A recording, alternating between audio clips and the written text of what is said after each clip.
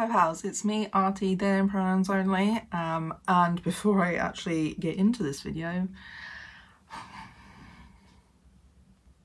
Leighton deserved the glitter bowl trophy, okay? This video is just sort of like a vlog through the experiences of the appointments I was talking about in this video. I didn't record every single moment. I obviously didn't record in the appointments. It's more the kind of experience of medical admin, the responses from people, how it made me feel, post-appointment feelings, that sort of thing. And I just wanted to share that all as sort of the second to last video that will be coming out this year. And hopefully I've had a good majority of these things kind of sorted out now.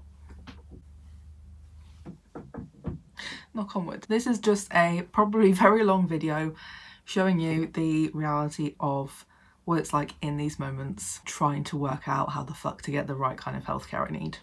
I just want to complain for a moment. I don't tend to post these that much anymore, but I am so sick and tired of being nauseous all the fucking time. I know I'm hungry, but trying to eat food makes me feel sicker if I don't already feel sick, and I'm just very tired and fed up of it because I like, even safe food is not safe.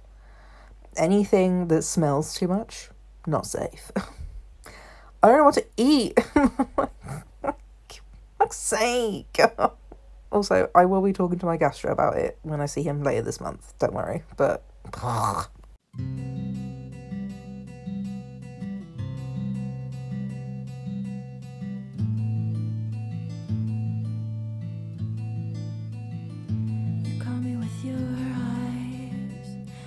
to hold on tight.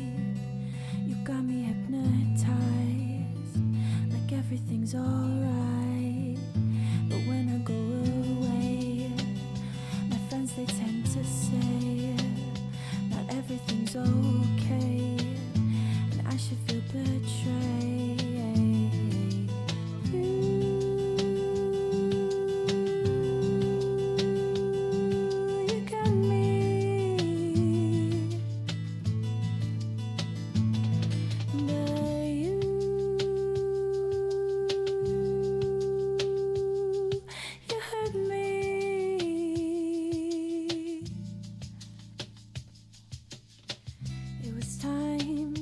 Change, but with you I would always stay the same. You let me down, it left its mark, but now I'm finally crawling out of the dark.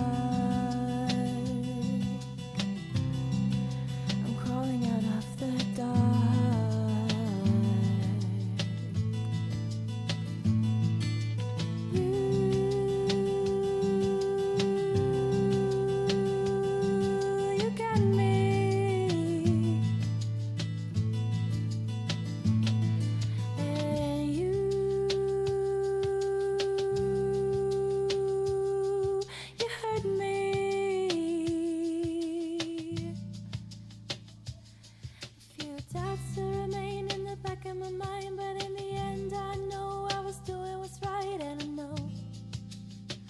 Better off alone, because you can't take back what you said to me. I still hear the words when I'm trying to sleep, and I know I'm better off alone, because you played this game a couple of times. You took it all while you stole my life. You blamed it on the alcohol, but that was just like you, not controlling your mood.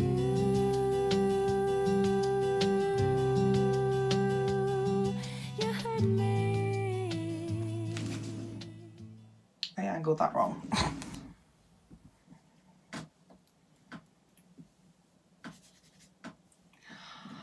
I don't know why I'm doing this, but I thought I would maybe do like a little collective chronic illness person vlog. Also, oh my god, do not.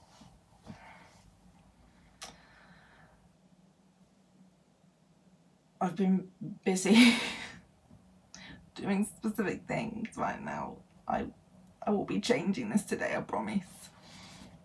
I thought I'd do a little collective vlog of all of these, like how all these appointments I was talking about probably a month or so ago by the time this ends up posted, if it ends up posted. So yeah, like this week, it is now the Friday of the week where I recorded that video. I've had can't count, hello? 1, 2, 3 of my appointments, I think. The medical cannabis was fine. We are going for a stronger oil and a stronger flower, so that hopefully I will use less of the flower but a bit more oil over a longer period of time, and the oil will actually help keep me asleep, and maybe I won't need the flower as much or as often. Although to be fair, I have actually been sleeping without vaping before bed because I just don't know what I've done.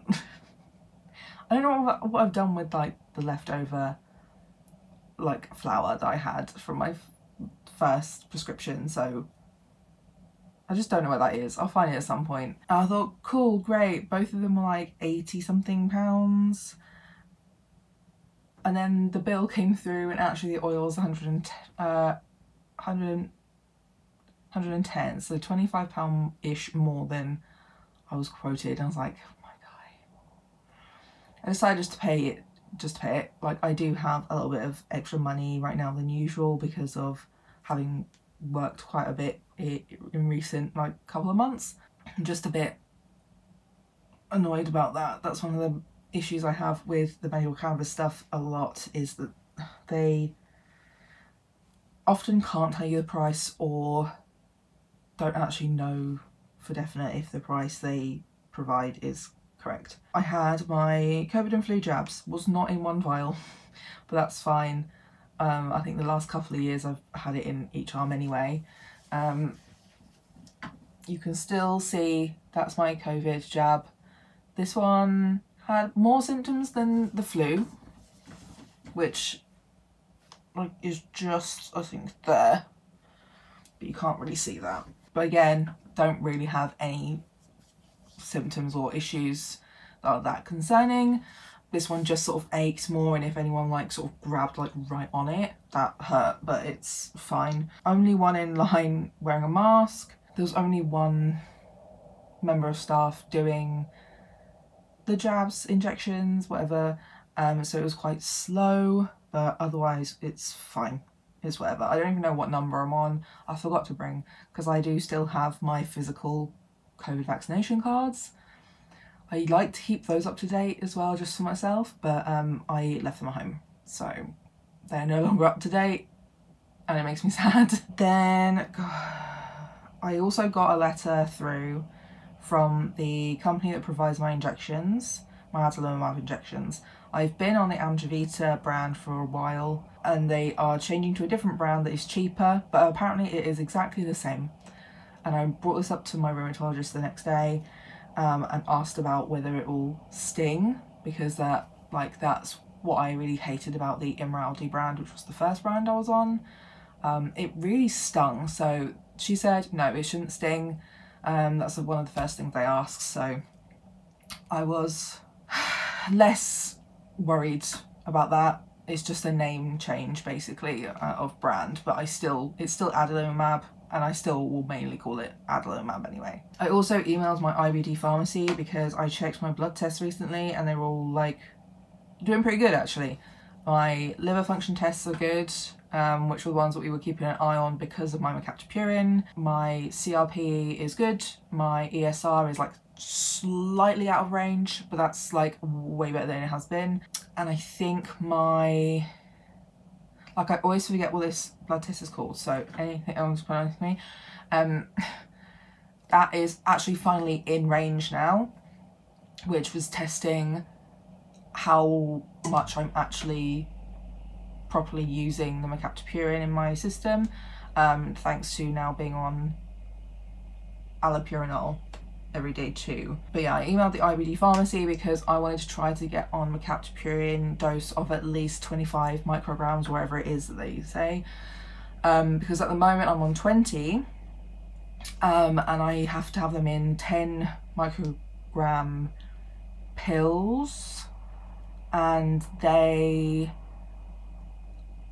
are not, I have to go to the hospital to get them, and I have to specifically, or I've had to, I don't know who they expect me to contact now, but I've had to specifically request repeat prescriptions from the IBD pharmacy by email, and that can take like up to a week as well to get sorted, and you always have to try to get there, whereas most of my other meds, besides I think ADHD meds, everything else gets delivered to me. And like, yeah, it's not the easiest place to go and just pop into the hospital for meds because they're busy.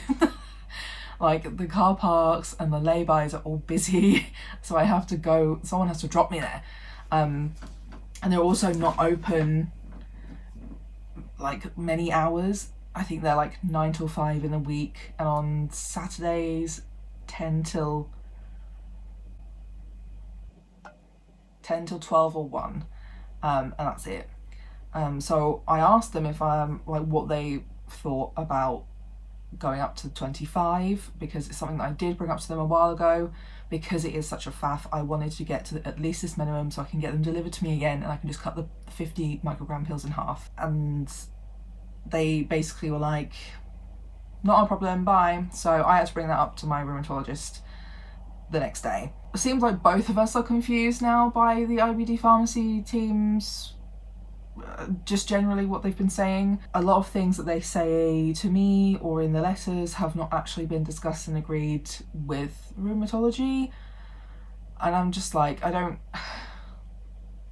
it's just annoying. But like, my rheumatologist was like, sure, I have no issues with you going to the 25 at least, but I do think we'll have to repeat the blood test a month after you up that dose. I was like, that's fine, I can do that. I've got the blood test forms as a PDF, so I can just print off another one when I need it. So that was good. I also asked her about my cholesterol, because I had cholesterol tested this year, and it showed as a little high. So I just thought I'd ask her, because I've literally not really had an opportunity to see or speak to any GPs, let alone my own GP, because my GP practice is having a bunch of shit going on, which I'll go on to in a minute when I finish talking about rheumatology. So she had a quick look, and she basically just said it's that reading is like an average of the several different types of cholesterol, and basically I have a lot of good cholesterol. I was like, sick, nice one. I wish that was clearer on on those tests, because I was getting a bit worried that I'd have to start thinking about my cholesterol levels more. So yeah, she said there's no need to do or change anything about or worry about it at all. I did mention to her like how I'm having like some gastro issues, like the nausea and stuff that I probably mentioned in that other video. She asked for more information on that and asked if I'd had any weight loss, and I was like, well, the thing is, these symptoms have also coincided with me dropping down on steroids, and dropping down on steroids tends to mean I lose weight. Before my rheumatology appointments, I have to get both of my arms blood pressure reading done, and this time I did let them weigh me, because my weight has changed a lot this last like year or so. I know I've lost weight based on like, in particular my face, but also how my clothes are fitting. I think I shared on like my more arty Instagram page, which is my coffee members like spam Insta access account, of me trying on a bunch of pairs of trousers I haven't tried on in a while, and yeah, more of those are fitting or starting to fit more, or like closer to being able to do them up. So I've definitely lost weight, and because I had to get my like general medical summary for that the alternate leaf medical cannabis appointment. I saw the weight that was on there.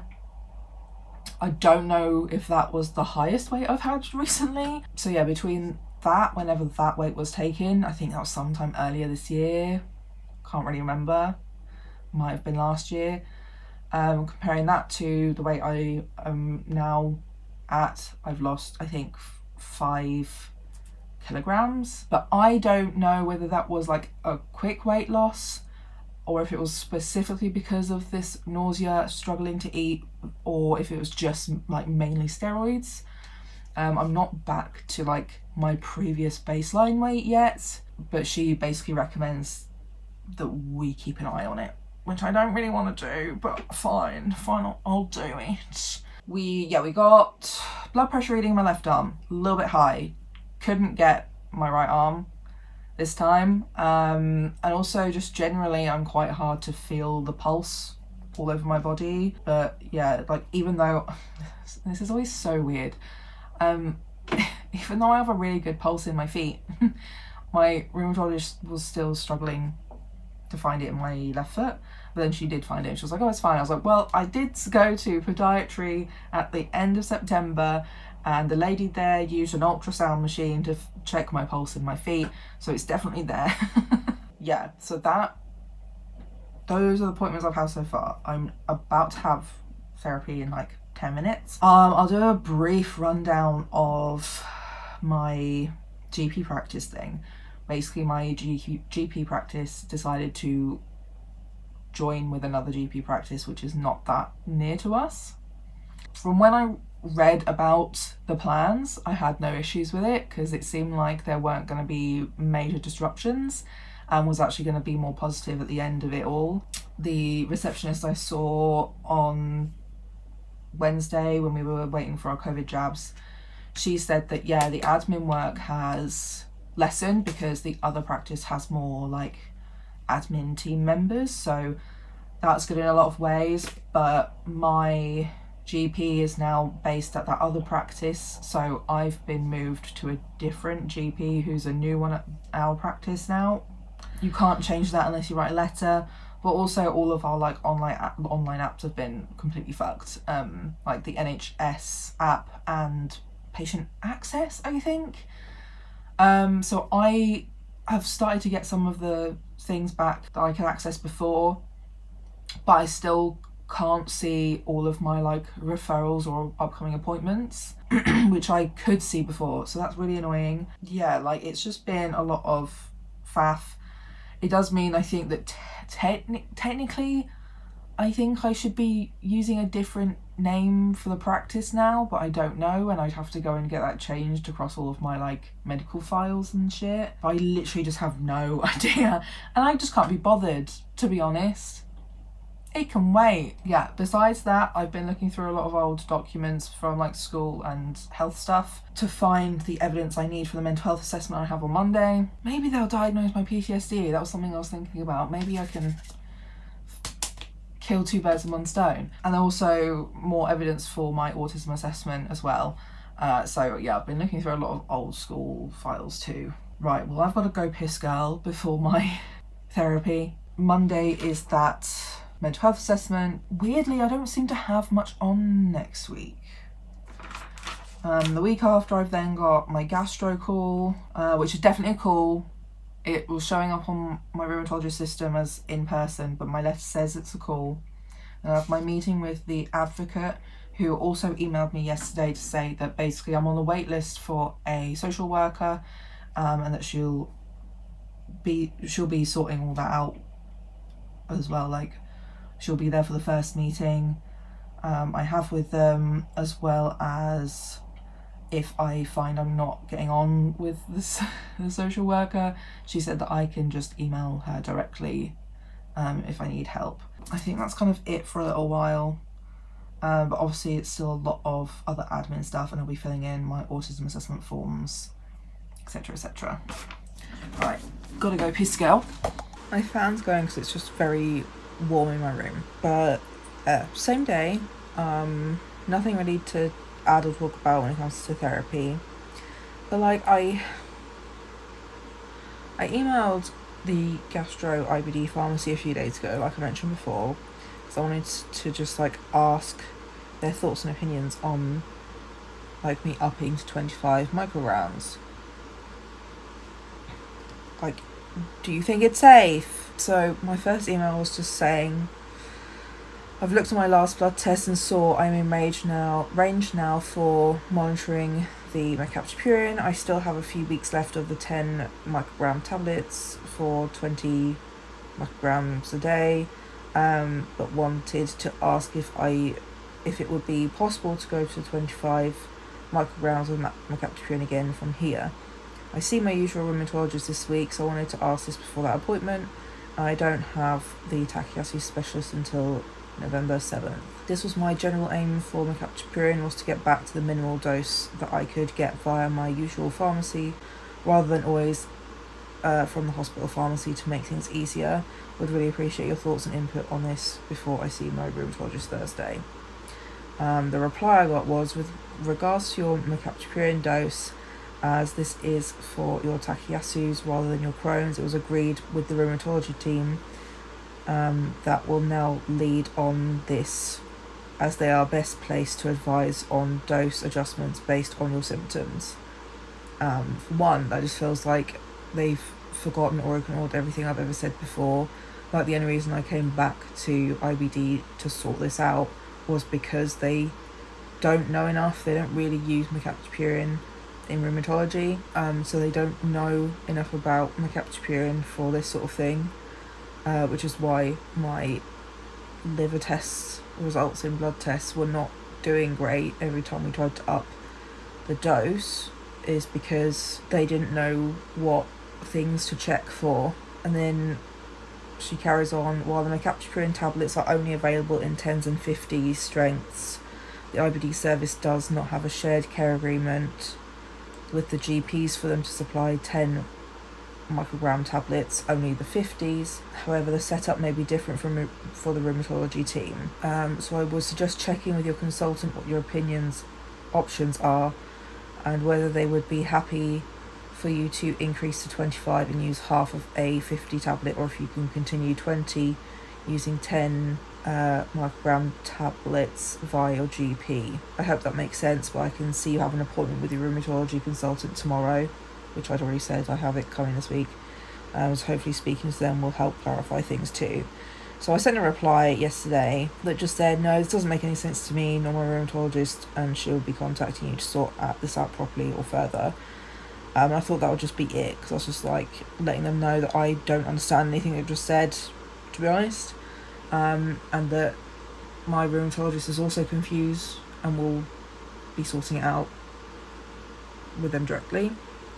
And then I got a reply from a different pharmacist on the team saying it has been agreed by my doctor on like the 23rd of August, which they've written as like the American way, so month first, which is odd, that as the mercaptopurine is for a rheumatology based condition, they will take on the prescribing. And then she's just said, I have forwarded your email on to them, which I fucking hate when they do that.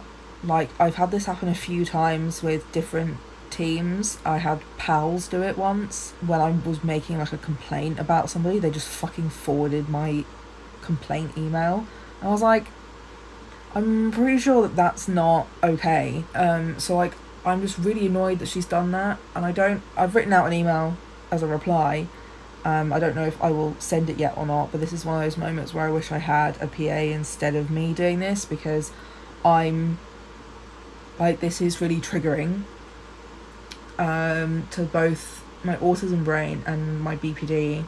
So like, my reply so far is, I'm not sure why you needed to forward my email to them when I said I have an appointment with rheumatology this week. And the other pharmacist replying said she could see I have this appointment with rheumatology, and I said in my reply to her that they will be contacting you further, as they also did not understand that email. I think the communication issues are between departments, and I would rather my emails not be forwarded to other staff without it being checked with me first, as I don't think forwarding my emails around without context helps, particularly days later and after I've had the appointment I've mentioned already.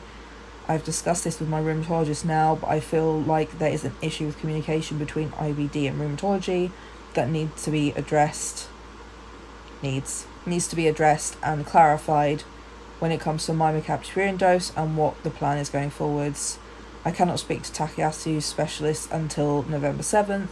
I will be asking them about this as well for my own benefit. I do not need a response to this email, but I do think this should be sorted between the two departments, and I do think you should not forward patient emails onto other staff without asking first. Because yeah, like this is one of the things I hate about the NHS system.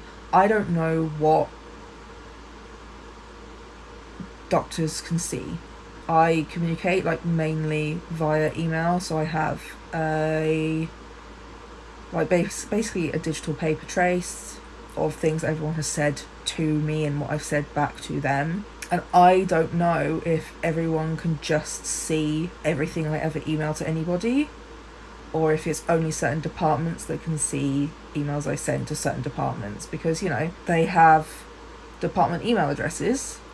So why would I assume that everyone will be able to see those unless there is some other kind of system set up in the NHS where it is all just sort of like one big portal per patient or some shit. If anybody knows the answer to that, I would love to know, because I would just really like to know how the NHS like digital system works, because there are so many fucking problems that come down to just the admin digital system being a pile of shit. And it's like, you know, I'm part of a few different patient like research program scheme things that a lot of the times I can't even fully answer a question or provide a better alternative for something, because I don't know what the cause of the problem is. You know, is it just a staff member being a fucking or is it just the NHS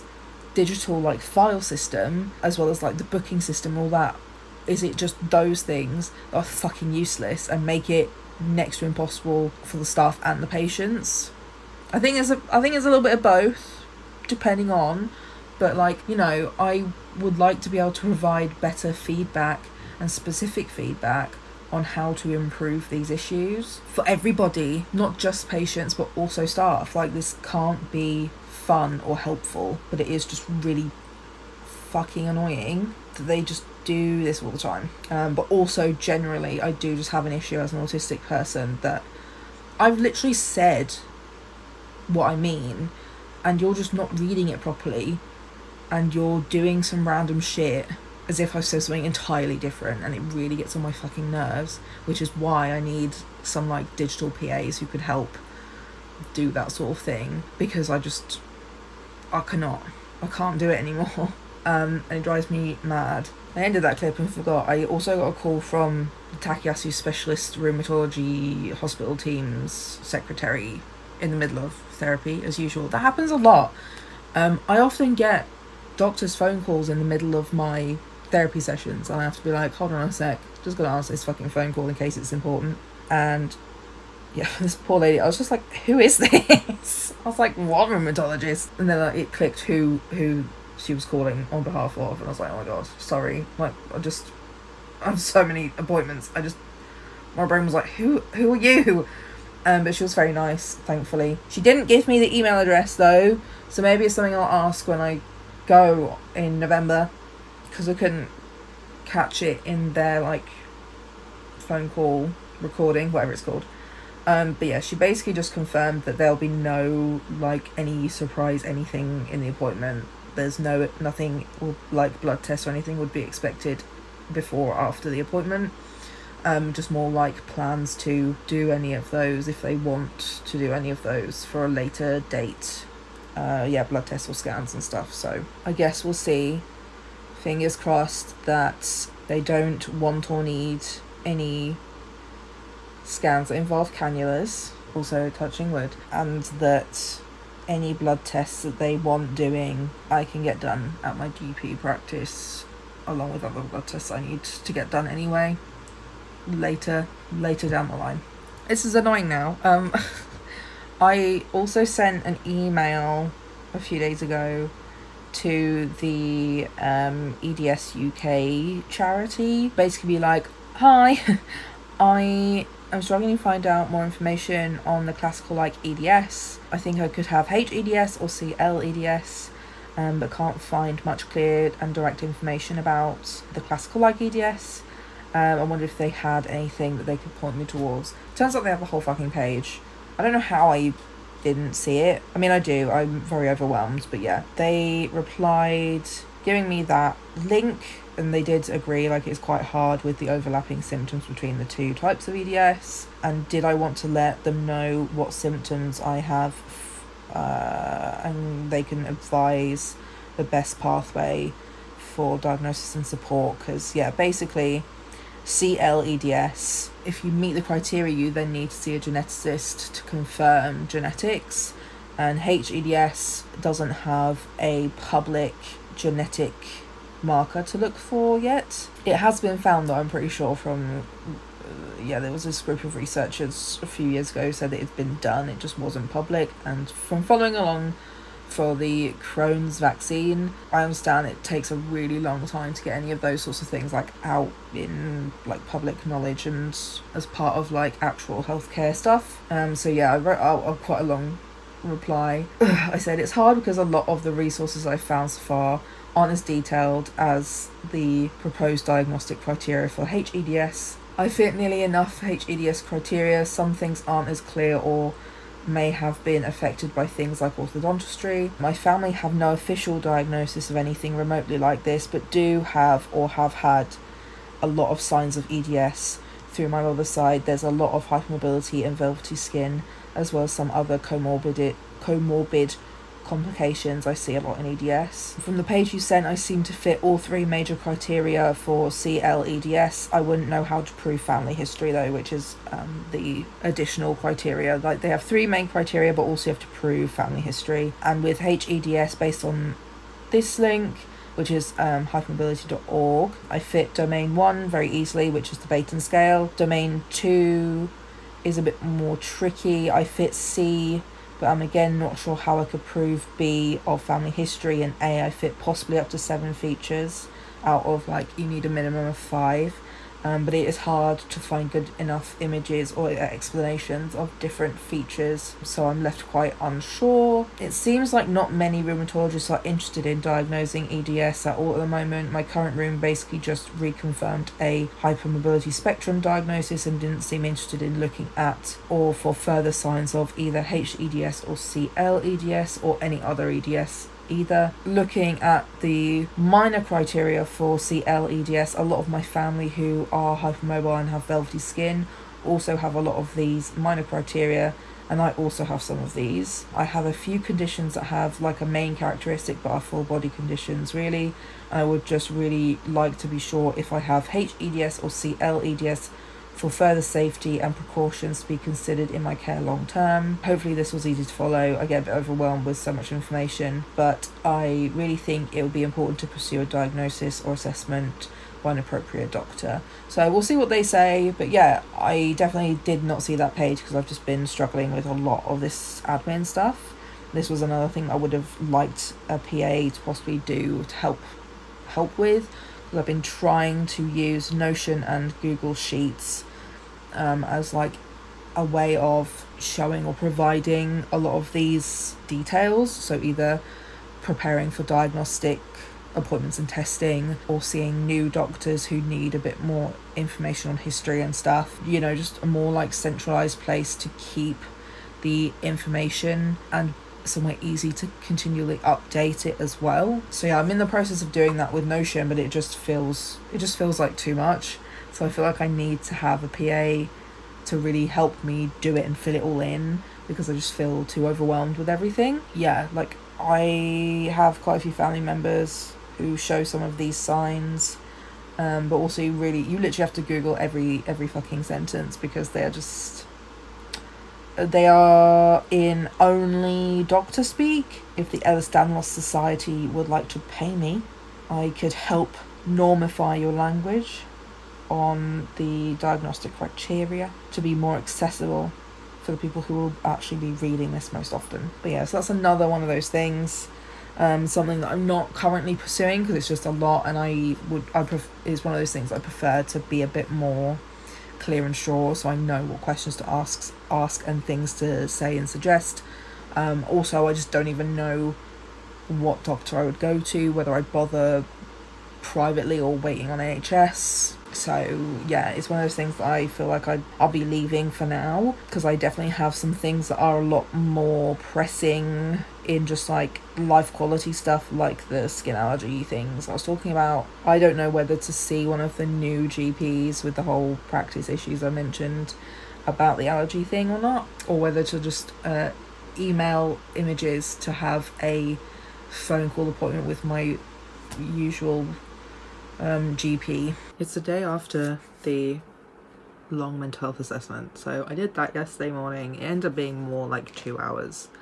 They were a little bit late. I had to read through some documents, take the documents to the reception staff, and then yeah, lots of very detailed questions to answer. It was fine. The lady who did the assessment was like maybe around my age. She didn't look particularly old, so I feel like she had a bit more of a kinder and understanding point of view on me talking about things.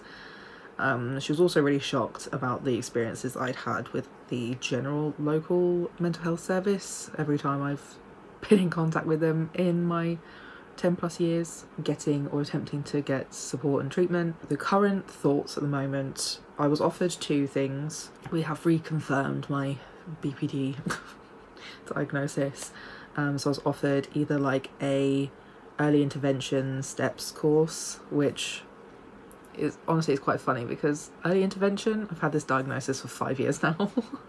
If you call that early intervention, but that's also supplied by the people that I've not had a good experience with, and it's like a mixture of like frustration and anger, because I probably could have done this 8-week course at some point during the last 4 or 5 years, but no, nobody who's ever mentioned it to me. It doesn't seem like many people actually know it exists. That was weird and confusing to hear about.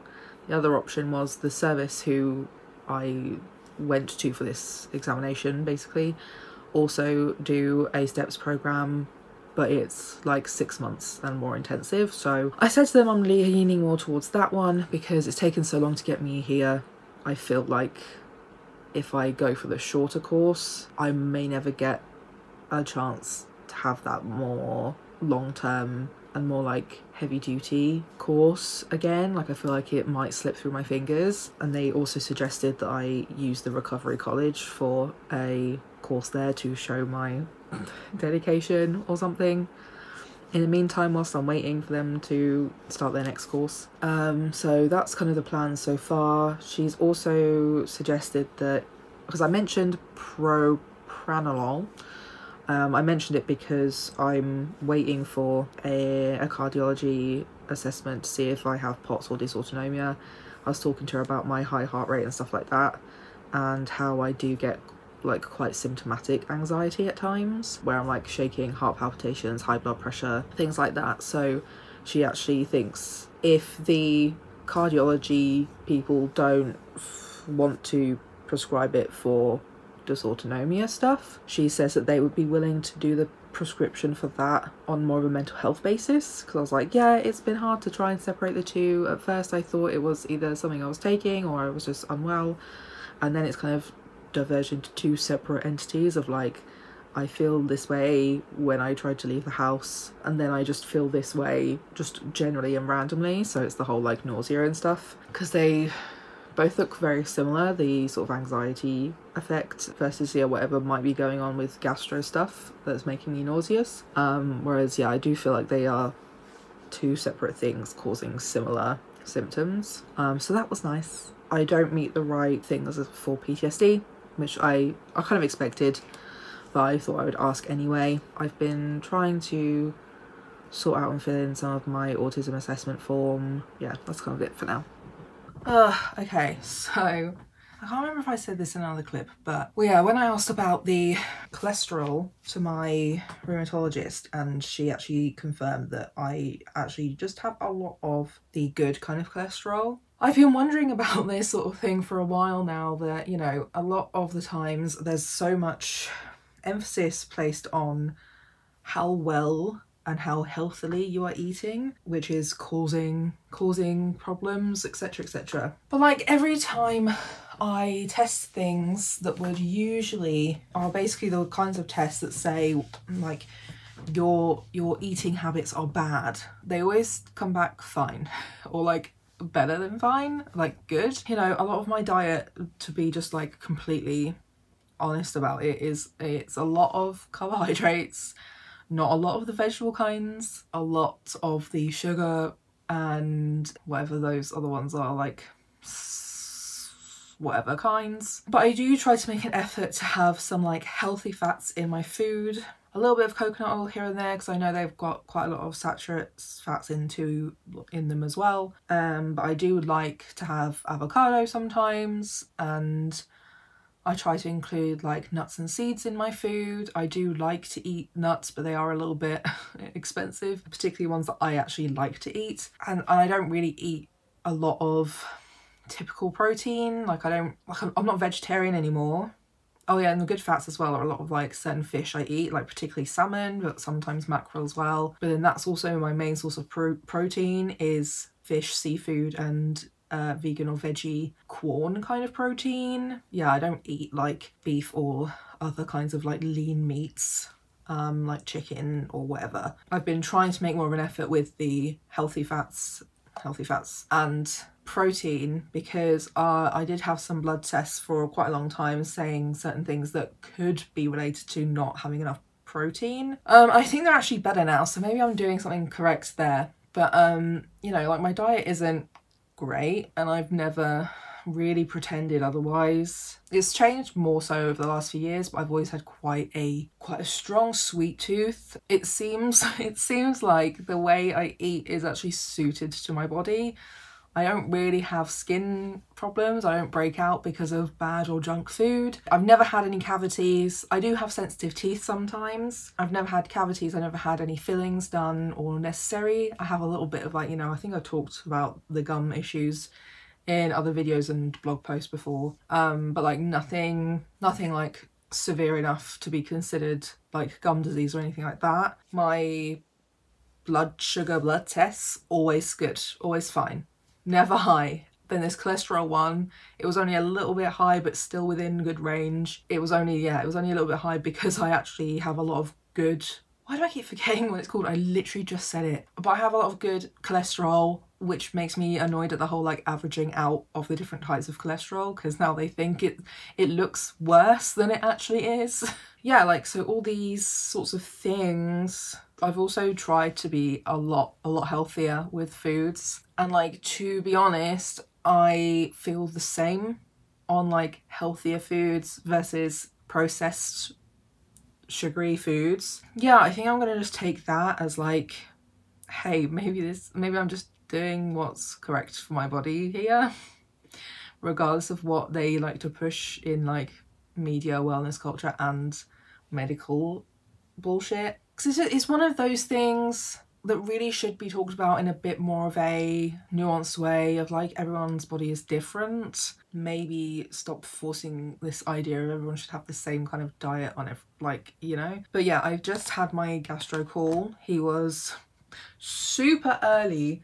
He called at like 10 to 1 and my appointment's at 2:30. So like, this happens like regularly. He usually calls either on time or a bit early, which is always like a nice surprise because it's kind of just out the way, and I tend to not do too much on the days I have these kinds of appointments, even though they're phone calls. But yeah, I talked through the nausea stuff, and so he came up with a few ideas. He did ask a couple of questions and I like clarified some things. He offered, so I'm already can't remember how to say this, gastroscopy, which is a down your throat scope. And I was like, maybe not, because even with a throat spray they can be quite uncomfortable, and they can still cause gag reflex, and sedation is through cannulation, and we know me. So even though I have diazepam, so at least I could take some of that, but it's like a nil by mouth for 6 hours before the procedure, no liquids at all 2 hours before. So at least I can, depending on, I guess if they have a time slot, I could at least take all of my usual morning meds. He then was like, well, the other option is one that goes down your nose, which is usually tolerated well, and you sit up. I think my gran had one or has had both of these procedures done, so I may go and just like ask her a bit more about it. But yeah, it would be to check my stomach in case there's ulcers or inflammation in the stomach that could be causing it. But he then also offered a third possibility, which I think I'm going to go with, like, well, I think we've decided I'll go with that first. I need to come off of my lansoprazole for 2 weeks. I did also double check if that means I could still have things like Rennies. He said that's fine, it's just like the prazole kinds of medications like omeprazole and lansoprazole, etc., that affects this particular test. But it's a stool sample test that would check for a certain type of bug, which could also be causing this nausea. He thinks it is also possible that some of my meds could be causing this nausea, but we don't really want to like touch my medication, to be honest. Because I am getting to a little bit more of like a more stable place. We've got my blood sorted when it comes to the mercaptopurine things. At the moment, everything else seems to be working quite well. So yeah, like we wouldn't want to change any of those things. I think, yeah, maybe it is possible that the higher dose of mercaptopurine that I'm now on could be causing it, because mercaptopurine is a chemo drug. If I'm feeling like that on this medication, it would only be worse on other meds. I know a lot of people who get a lot of these kinds of symptoms with methotrexate, for example. I would have to come off of my lansoprazole for 2 weeks, which is meant to be for, basically, I have a lot of acid reflux, which really affects my sleep. But it's, I don't know, I feel like sometimes it's not even managed properly by the lansoprazole, that I do end up sucking on Rennies quite a lot, especially when I have a bit more of a flare-up when it comes to those, like the gastric, like the acid stuff. So yeah, 2 weeks off of that medication to then do a stool sample for gastro to check for this bug that I can't remember the name of because it was a very long, complicated name, and I'm dyslexic, ADHD and autistic. So I was like, yeah, I'm willing to do that first, just to like make sure it's not that. Again, I would rather check it's something that can be done non-invasively first, even if it takes longer. Then after that, I think if it comes back with no results, or like negative, saying that I don't have this bug. Oh my god, my brain's literally all over the place. But the treatment for that bug as well is just a week of antibiotics. I haven't been on antibiotics since maybe early 2020. Hopefully all will be fine there. I know I'm not supposed to do my injections when I'm on antibiotics, but sometimes I just still fucking do, or I like just arrange it a little bit so that I can still kind of do it, you know? Just because I don't want to miss my doses, because when I do miss a dose, I'm on it every week, like, which is more regularly than like the average. And like when I miss a dose, I do start getting unwell with Crohn's related things, so I would rather just like kind of cheat it a little bit. So, you know, for example, I take my injection on Fridays. I could do my injection on Friday and then maybe start the antibiotics on the Saturday, which will finish on the Friday next week, and then I'll do my injection on the Saturday, because you can move your injection a day back or forwards. So that's sort of how I cheat that a little bit, really. I also still do my injections when I'm unwell, just because, like, again, it's the same thing. It's either battling viruses or whatever on a dampened immune system, or it's dealing with my immune system kicking back up and attacking my own body again.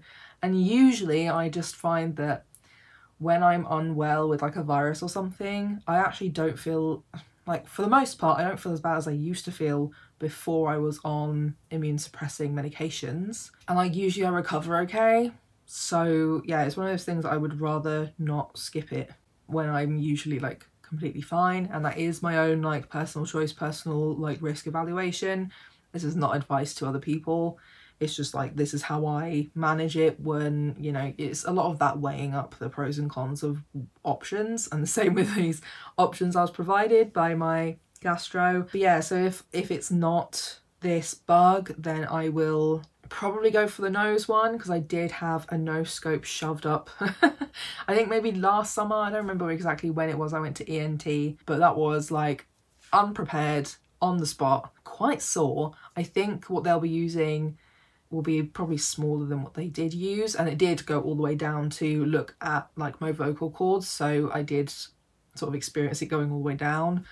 I wonder if they use or have a throat spray or nasal spray as well. I don't really know, they weren't that specific. He did say there was a throat spray for the throat one, but I don't know if you use that for the nasal one too.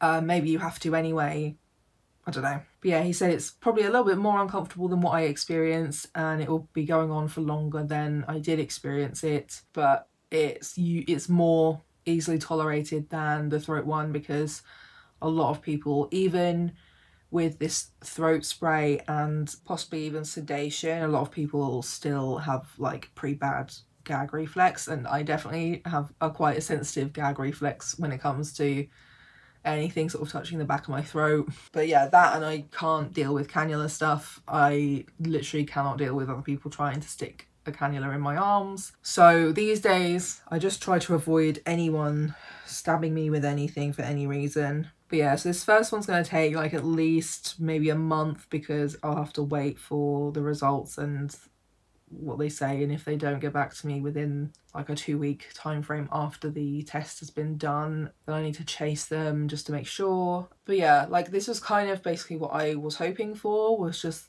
you know, some suggestions of exploration of what, just in case it is being caused by something else. I know quite a few people feeling similar things at the moment, or have been feeling similar things for a while. I know a lot of them can be really easily associated with comorbidities of EDS or symptoms of EDS, so that could be a possibility as well. But yeah, today I've just been doing a little bit of collaging in my journal to fill in some pages or finish off some collaging. I had a pretty rough weekend because my mum was really unwell, so yeah, there was a pretty rough weekend instead of a more restful one. So I'm kind of taking today off. I have therapy at 4, so in like an hour and a half. Did I math correctly? Yeah, hour and a half. I also finally started looking into, so there's this thing down in like Sussex, Brighton, whatever, called the Recovery College. I don't know if that's a thing in other places in the UK, but last week, because it's Monday today, last Monday was when I did the mental health assessment thing. But as usual, the website is a piece of shit. There's no timetable to show you what's available, what's being run, on what time or where, because there's like lots of different locations for this thing. It's not as simple as just like, yeah, it's just none of it's as simple. They have a prospectus that lists all of their courses, but doesn't list it as a timetable, so I just have no idea what's available right now. So I sent them an email sort of explaining how I literally just can't understand their website or what is being run at the moment, and that I may also be a little bit late because the last week was just busy. Oh god, my rib hurts seeing it. Ugh.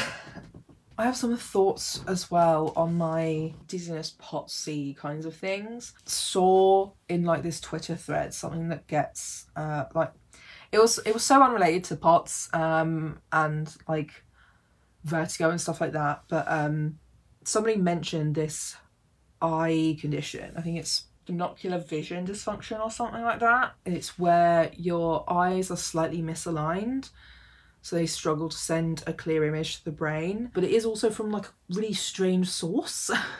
It's called optometrists.org. I don't know who they are, but this was sort of the first resource I read on it. But yeah, physical findings are things like aches in the neck and or shoulder and back pain, which I do have. Cheek sinus area feels uncomfortable. Visual symptoms, vision appears blurry. I've been having a lot of blurred vision for quite a while. Reading or looking at the computer are difficult to see clearly. Sees halos or glares during the night, which yeah, I do. I just had like a really minor astigmatism diagnosed earlier this year, I think. And that's also a common symptom of that. Light sensitivity. Dim lighting is blurry, so like restaurant or theatres and things like that. Eye strain from like working on like computers, I guess. Frequent headaches or migraines, which yeah, also true with me. And then when moving eyes, experiences pain sometimes. Tiredness when reading, attention difficulties, loses concentration, easily distracted in classroom.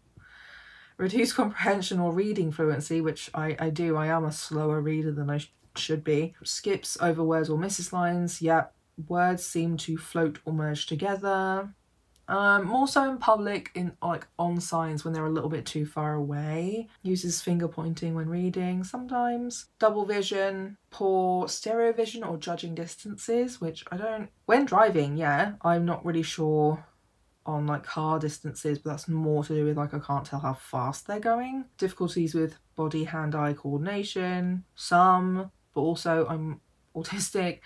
Squints, tilts head or closes one eye sometimes. Yeah. Driving symptoms, difficulty driving at night or in low light. Yeah, I basically avoid driving at night these days. Avoid driving due to anxiety. Yes, I do. Loses confidence in accurately judging distances. Yeah, when driving. Anxiety symptoms, heightened levels of anxiety, panic attacks in crowded areas. Yeah. And then agoraphobia, dislike of open or unfamiliar areas. Obviously I'm going to look at like better resources another time, but whenever I go to optometrist or whatever they're called, opticians, again, I will be mentioning this to see if he can like test or look for it.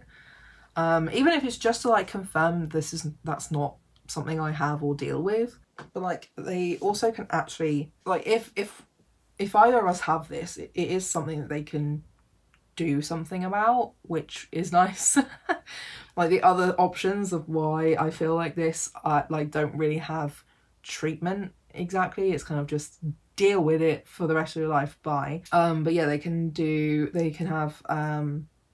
get prism lenses to correct the misalignment. You can also do vision therapy, so hopefully it's possibly something that would be useful. And again, it's one of those things where like testing for it is unlikely to be invasive, whereas or even like particularly symptom triggering, I don't think. Whereas like other things for like POTS or dysautonomia, it's like the tilt table, which is symptom triggering, or sit stand tests, which is symptom triggering, you know, other things like that. Or some of them they used to do, I don't know if they still do them now, but like exercise tests.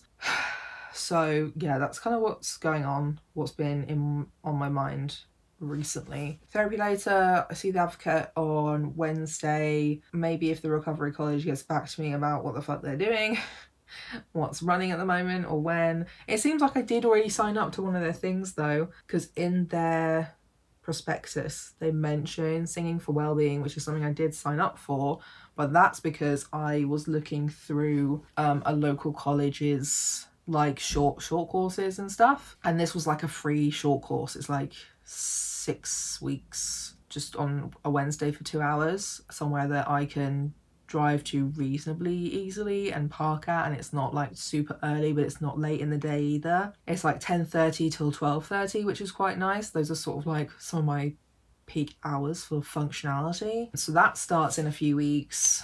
Actually, it starts next week. Yeah, we'll see. I did invest finally in a couple of like proper like portable air purifiers, so hopefully they will be here soonish, and I will take one in with me to the singing lessons to be in the rooms, because like, yeah, I wear the small thing around my neck, but it'd be good to like have something there when I'm there for two hours singing, and like people won't be masked. They have said that they can have the windows open for some ventilation, but that's kind of it. And I was like, okay, thank you. I know.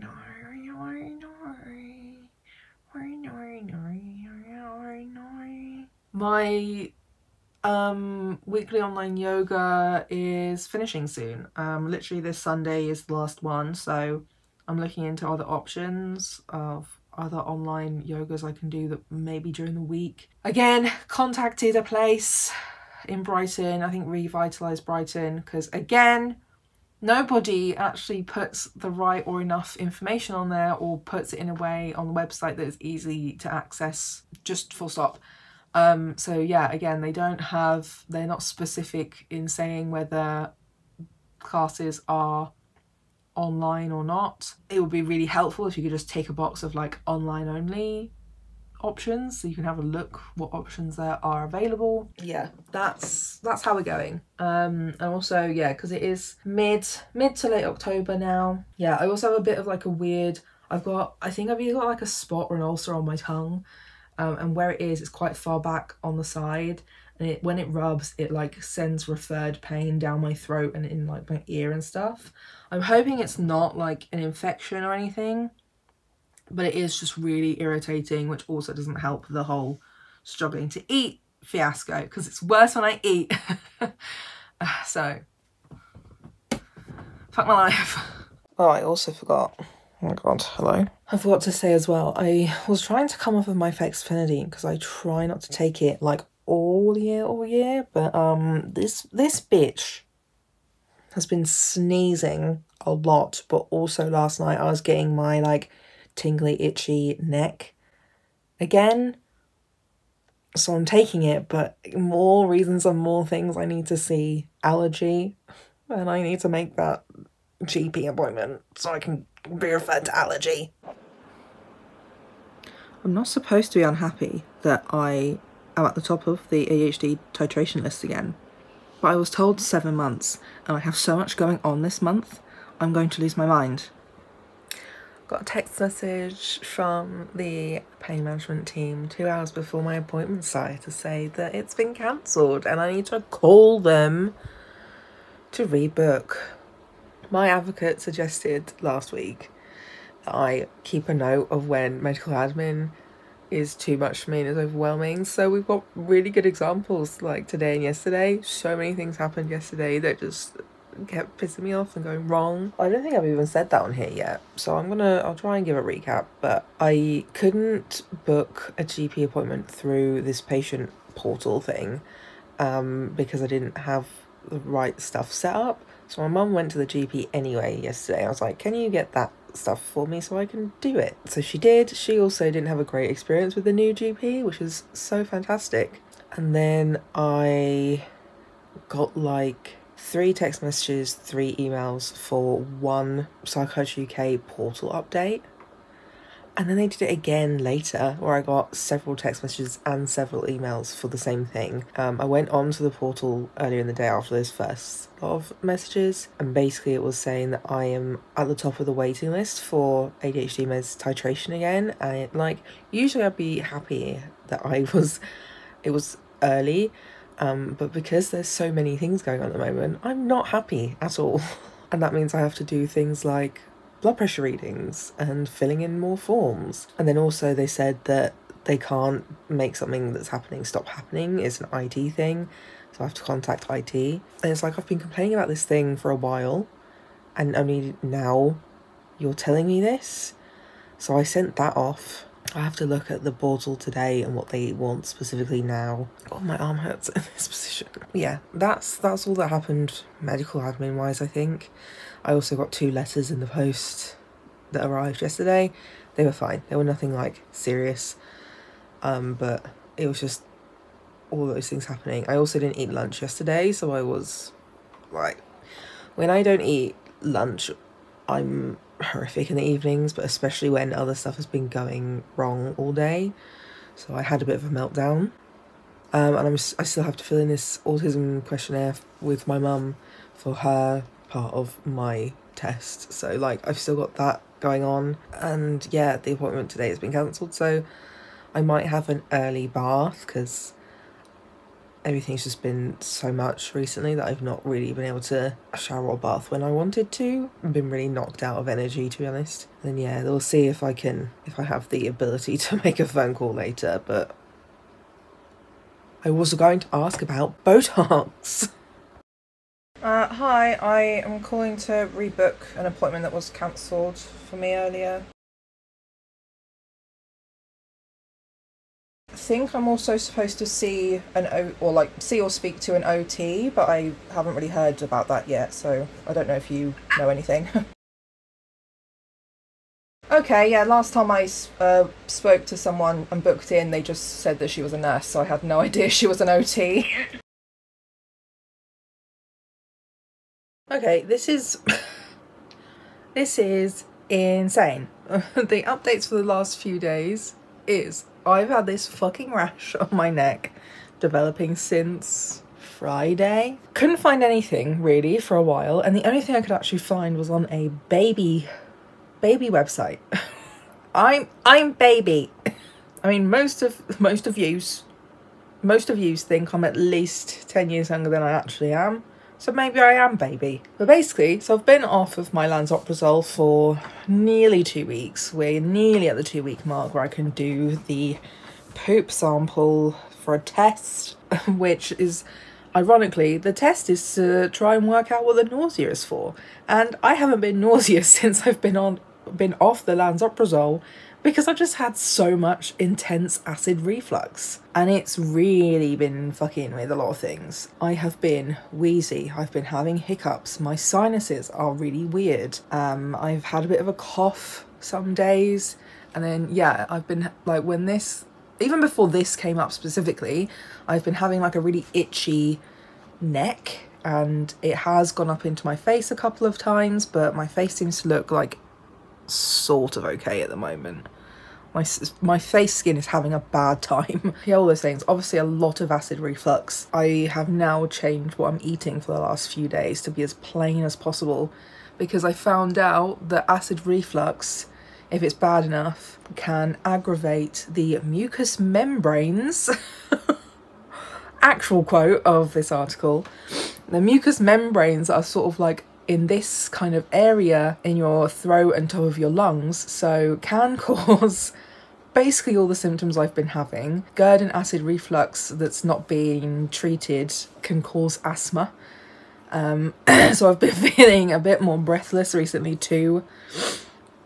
But yeah, the acid can aggravate the mucous membranes that can release histamines, which causes allergic reactions. So that's really fun. I hate it here. Also, when it comes to ADHD meds, I can't remember if I even filmed any of this, but on Friday they were basically like, also my croaky throat. I've had a really, really, really easily to croak throat. Like, I have a bit of a croaky throat anyway, naturally, possibly from the acid reflux, even when I'm on lansoprazole, but it's a lot worse now. But yeah, the ADHD med stuff, the prescribing nurse is concerned, basically because the lower number of my blood pressure is pretty high. It's between like 94 and 104. My heart rate is also high, which I did explain this all in more detail anyway, that this is a really stressful time. I was expecting this to be going on in early January and not now, when I'd hopefully have had some of this other stuff sorted out first. But also I had to fill in other questions that I didn't even notice were being asked of me because I didn't. So I filled all those in with more information about my health conditions and stuff. So they want to go and talk to somebody, like another consultant, about me more, about what to do. Because I did also admit to him, I was like, yeah, I mean, I did speak to the consultant I last saw and wanted to try a different ADHD medication. I was asking about different stimulants because I feel like the one that I'm on makes me feel like shit, which is something I have talked about a few times. I think that was in my ADHD update video in a bit more detail. But it is also frustrating because it's like, well, not much has changed since the last time I did ADHD titration. I'm on almost the exact same medications, besides maybe one or two, and now I'm on the waiting list for cardio for dysautonomia, which isn't technically a heart condition. It's autonomic. It's an autonomic condition, which is just all the things that your body does that you don't have to think about, which is breathing, temperature control, heart rate, blood pressure, etc, etc. So it's not technically a heart condition, but it can affect the heart. I also said that the psych was open or would be happy to put me on propranolol, which is a medication that slows your heart rate for anxiety purposes, as long as I see this cardiologist and they okay it, whether it's for heart dysautonomia, cardio related reasons or anxiety. But I don't have an appointment with them still, so I think this week I'll probably have to ask someone to chase it for me, maybe. I think my dog's come upstairs. My arm hurts. And he also just like basically copied and pasted my entire list of medications, which again is the same list of medications from the last time I did stimulant titration, but also the same list of medications that I sent to the consultant that I saw. Is it I think it was June or July for my like yearly just like check, medication check, or what the fuck ever. So yeah, it's a bit weird. Like, I appreciate wanting to check stuff. I am worried that I either won't be given any options for ADHD medication, or the options I'm given don't work, because I can't even be on full dose of what I've been prescribed anyway, because it just really makes my body like have the shakes and shit. Like, I'm open to trying a non-stimulant medication, but I'm worried it won't work. So yeah, I don't know. That's just the update with those things. Next week I've got my physio appointment on Monday. I've got my appointment with the Takayasu specialist in London on Tuesday, which will be a pretty long day.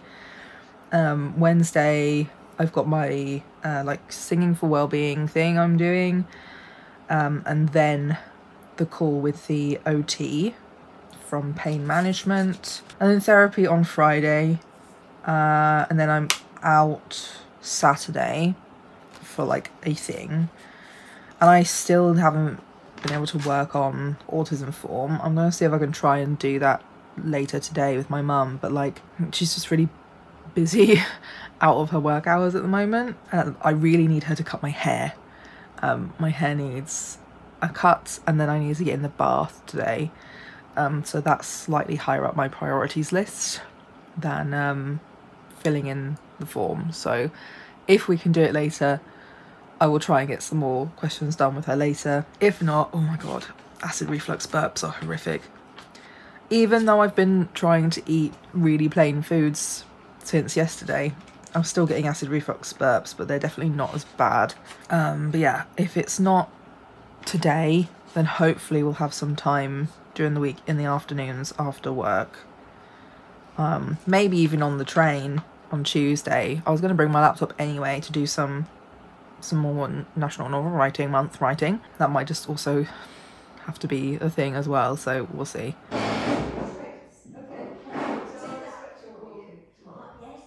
I stopped filming the updates for medical appointments because I started to get so overwhelmed. So I genuinely have no idea what I have and haven't said at this point, but like, it's just not slowing down. It's just not slowing down. So god, yeah, like, I had a physio appointment that was quite good. Hopefully, yeah, doing some one-on-one physio with him, as well as getting referred for hydrotherapy, but I do need to double check that. I think I'm seeing him this Friday. I had my big Takayasu's appointment where I did its own video to talk about it, so checking that out and interaction on that would be really cool, thank you. Then I had a phone appointment with the pain management OT, which was honestly useless. She talked very briefly about adaptions and equipment, which was literally the only reason I was talking to her. She only really had questions about me getting out of bed, me using the toilet and using the stairs, which is a weirdly narrow selection of things to ask about. So I was offering up as much information as possible. It was just generally unhelpful. I was telling her that I can't stand for long periods of time because of pain and dizziness, and I'm waiting for cardio. And I was like, I can't sit up at a desk for long, so I've not really been able to do a lot of things that other people can do. And she asked me if I'd tried a sit-stand desk, and I was like, no, because I just said I cannot stand. Then she went off about God knows what. Honestly, can't even fucking remember what she was even talking about. Some things that weren't sounding particularly relevant or useful to me.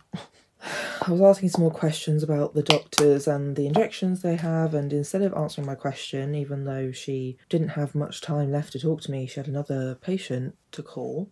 I was like, well, answer my question, instead of giving me the whole spiel of, they won't do that because we have fibromyalgia. So I learned a bit more about what the injections are that they do and provide, which might actually, I think, is the treatment for the sacroiliac joint inflammation or dysfunction or whatever it is that I may have. But because I do not have that as a diagnosis and I have fibro as a diagnosis, they won't give it to me. So I did say, what if it's wrong? What if I don't have fibro? And they were just like, oh, you just have to go back to your GP about that. And I'm just like, cool, more things that I have to do.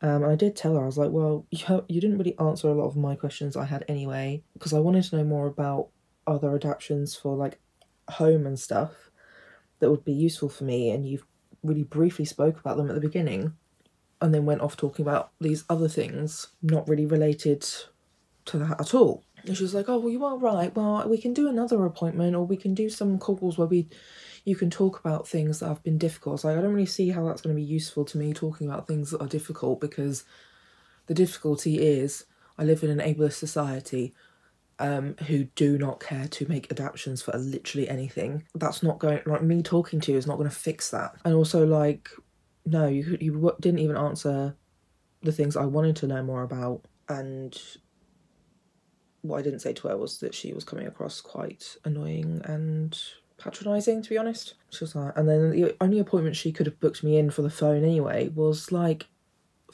4th of December or something. So I was like, oh cool, I'll just have to wait another month to have the conversation you were supposed to have with me today. No thanks, I'm fine. So at the moment, I'm not going to see or speak to her again because she was fucking useless. Hopefully we'll be saying that to the pain management nurse who I still need to see and speak to again about my medications. Because it's like, you know, I do everything I can to say, hey, this is what I want to know about. This is what I would like to have more information on. And people still don't even fucking do the bare minimum of just answering my questions. And they just get really pedantic about everything. So that's how that went. It took over a week for the prescribing nurse in Psychiatry UK to get back to me about what we were doing with my ADHD medication. For them to just go, actually, yeah, we've decided it's fine. Haha, lol, never mind, XOXO. And it's like, you've delayed this by a week and a half, which also, like, I kind of don't mind because I didn't want to be dealing with this right now anyway, but it's just very annoying. And also, so I had to fill in another form with all of those same details: weight, height, heart rate, blood pressure. So I did my blood pressure twice today, and my first BP, the lower number was 99. But then in 5 minutes time, it was 87. And this is what I mean by, like, I don't know what's going on with my blood pressure because it changes so much literally all day that it's just a bit like I don't know, my guy. I'm hoping that there will be less emotional stress going on outside of that stuff soon. That the outside stresses are definitely affecting my blood pressure and heart rate. Like, my heart rate last week hit 150, was regularly between like 135 and 145. I also did my poop test. I'm back on my lansoprazole, which was causing me allergic reactions when I was off of it. Like, there is still a little bit of a mark here. I haven't heard back from the gastro secretary because when I did the sample, I sent them an email to say they should be getting it soon, but also here are all of these other things that are related to the acid reflux I was having. I wasn't nauseous throughout those 2 weeks where I was dealing with the acid reflux, and I wasn't nauseous for most of this last week until like more recently. So I don't know whether the nausea is anxiety or not. I think it's definitely worsened with anxiety, which is very common, but I don't know. I also came off my ADHD meds for like 5 days because I just had enough of dealing with all of this, like, all these issues. I was just like, I just need to stop. I fell asleep in the middle of the day on like day 2. Like, early afternoon, I just fucking fell asleep because I wasn't on my ADHD meds. And that was something I was talking to my therapist about, that I was anxious that if I either was told I couldn't have any ADHD meds or if I was on a non-stimulant ADHD med, that I would be dealing with more of these fatigue problems again. And then that fucks up your sleep because I then couldn't sleep properly the next night and I was up reading about porticats and crying. And then I had to go and vape some weed because that was the only thing, I know that's the only thing that helps me go to sleep. Oh yeah, where even was I? Oh my god. It's been a fucking hell week with appointments and medical admin. My medical admin list of the last like 2 weeks has been insane, and I've been keeping a track of it because of my advocate suggesting to do so as evidence. So yeah, it's hard. I'm going to be starting this new ADHD medication soon now, so hopefully I'll get that by the end of this week maybe. Let me see what they said in their thingy. Oh yeah, well they're starting me at really low dose anyway for this other one. 5 milligrams twice a day for 7 days is the starting point. I don't really understand the way they've written this, because it says that the start is 5 p.m. What do you mean the start is at 5 p.m? Best time to take them is 8 and 12. So they're expecting me to take 2 doses, one at 8 in the morning and one in the middle of the day. So God knows what's going to happen there. I don't know when I'm going to be awake, so I don't know if I'll be taking that, but I mean, at least I now know it's the 5 milligrams twice a day. What? Damn, the way they've written this is not helpful. I'm like, I'm gonna have to fucking email them this now. Yeah, I also got a text appointment to say I will be seen by a breathing physiologist, whatever the fuck they are, on the 12th of the 12th. I think that's just to do some breath testing because I've been having breathlessness on and off for a while. I think it's POTS, maybe ME, but I don't mind doing tests as long as they aren't invasive tests. I don't mind doing extra tests to confirm things or confirm it's not other things, so that's going to be happening. But yeah, that was a referral from my rheumatologist. So yeah, I got that text this morning. That's like my local hospital at least, so I think that's something I should be able to take myself to. And I also got a text from Pip with an appointment for an assessment on the phone in 2 weeks' time, which is just not doable for several reasons. My mum's got her own appointments that morning and is at work. I don't want her to rearrange that, so we need to change this. It also doesn't really give me enough time to organise an advocate, and I think they do that on purpose. So I've spoken to my own advocate who is helping me through adult social care in case she knows of anything or anyone that I can contact. And I did contact, so I was told about this service recently, but I can't remember who mentioned it to me. But it's the Personal Independence Payment Professionals. So the website it's pipps.co.uk. So highly recommend looking into them. They can help with a lot of the stuff to do with benefits assessments. We don't really have many free services for advocates anymore in the UK that help with benefits, so this is a paid service, but they say that they try to keep their prices down.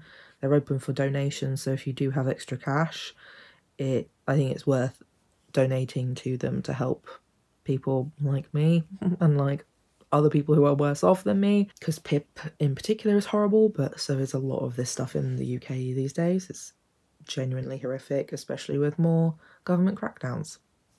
So I've emailed them and I will be waiting for their response, but it looks like it'll be a lot of labour again to just send them all the details they need. So yeah, I feel sick because of that specifically. And then also I'm finally seeing I think it's Switchboard has a social prescribing team, so I'm finally speaking to them today.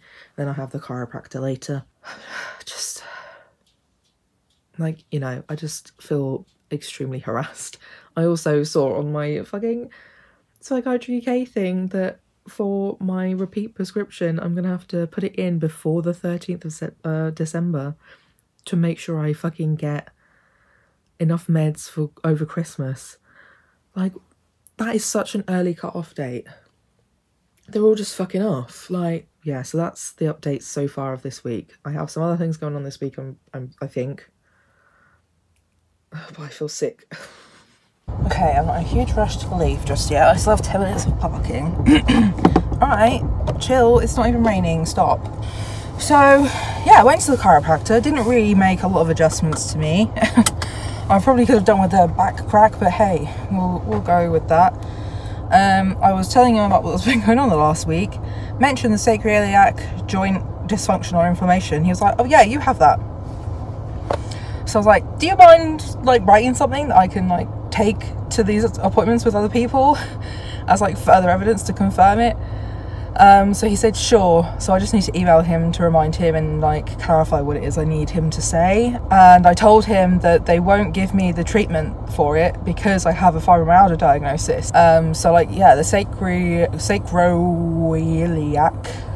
joint dysfunction or inflammation is kind of like a chronic thing, and it's probably really common in hypermobility syndrome, but they won't do shit if I have fibro as a list of on my list. And it's just bullshit, because that means I could have had, or at least tried, these injections that could help, by which are kind of like basically a nerve block, and he doesn't understand why they won't do that if you have fibro. I was like, I don't know. The way they explained it to me also didn't make sense to me either, because if it's to do with the nerves are sensitive, then isn't that what the fucking nerve block is for? Some ways more frustration, other ways more relief. I also had the switchboard's prescribing service call earlier today, and actually he was very, very useful, even though it was delayed because of tech issues. I think we at least now, thanks to my friend Sophie with the paid Zoom account that she has, so we can all hang out on it. Basically, luckily it was a great backup so that we could just get on there and do the appointment. And basically he could possibly help me with a lot of other health things too. He's offered to write a letter for me to kind of like chase my cardiology appointment that's been over a year in the works, along with some other things as well. So I can't remember what exactly they were, because today has been fucking horrible, as could be seen by my previous clip. But I'm glad that this person with a social prescribing service could possibly actually help me with a lot of stuff long term as well, which is great.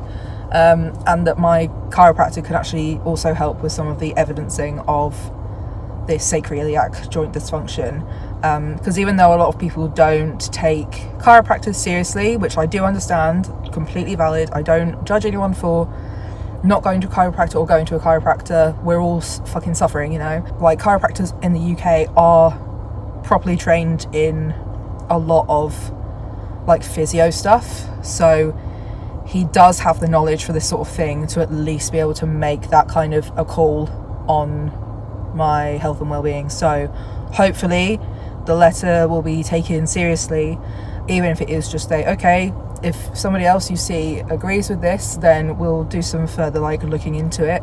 Cool. But at the moment, yeah, I'm just exhausted. And then also I have to do other admin stuff around this PIP appointment as well. And I have to edit my video for this week, which is my Takiasis video. But I did treat myself to an iced coffee each. It is decaf, it is also soy. And also a vegan Rocky Road from Costa. But that's my further update for today. Monday the 20th of November. Oh, like, what's the fucking point? So I've sent the stuff to the PIP's professionals people who are helping me with PIP. I sent info about cardio to the social prescriber helping me, but I also rang cardio and they are saying still mid-December, which is not what they said to me last time. So they are still expecting me to get a call around that time, which is not the same thing as you will get an appointment then. That's we're gonna call you then. So I am annoyed at all that. I also asked him, when was my initial referral? Apparently it came through to them on the 10th of November last year. The last time I spoke to somebody about this was 24th of July, and they said early December. I did say, like, it's holding up a lot of my other health stuff but doesn't make a fucking difference. I also called physio because they never rebooked on Friday when they cancelled at 8:30 in the morning. And they can't book me in until the 29th of December for another appointment, when my appointment was the 17th of November. So I'm now waiting over a month from when my appointment was cancelled to get another appointment, when nobody even bothered to ring me to rebook it anyway. But also, the appointment I initially had with the physio was the 6th of December. No, 6th of November. And he managed to book me in on that 17th, the Friday. So that was like an appointment within 2 weeks. How did I get an appointment within 2 weeks, but now I can't get an appointment until the 29th of December with him?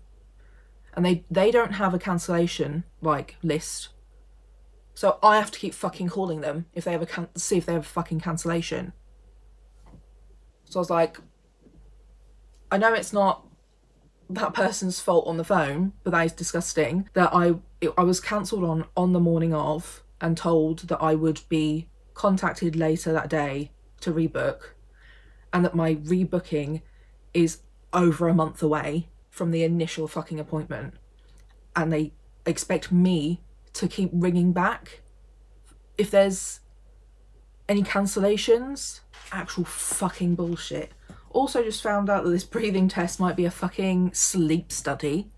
I have no information about this actually sent or provided to me yet, just the date and time and location, but no actual information has been shared with me, so I have no idea what the fuck is going on with that. I also have now got an MRA booked in for the 6th of December, which I need to move for numerous reasons, and also I just don't want to end up having a yearly MRA like in the weeks before Christmas. I would absolutely rather it be an in the new year thing every year. I couldn't find the number for the breathing test thing at all. No contact for it at all. I'm trying to book in a massage for me because I'm in agony, which again, things I was going to talk to the physio about in more detail when I saw him, but now I won't be seeing him until basically the new fucking year. Like, I've not even had any physio yet with him, and now I have to try and find the details for the MRA. Well, I mean, I have the phone numbers and email addresses of them, but yeah, I don't know. That's my next job. I wanted to edit. I've got my doctor's appointment later at 3:20. Like, I just feel like I can't do anything because everything is so full of this bullshit all the time.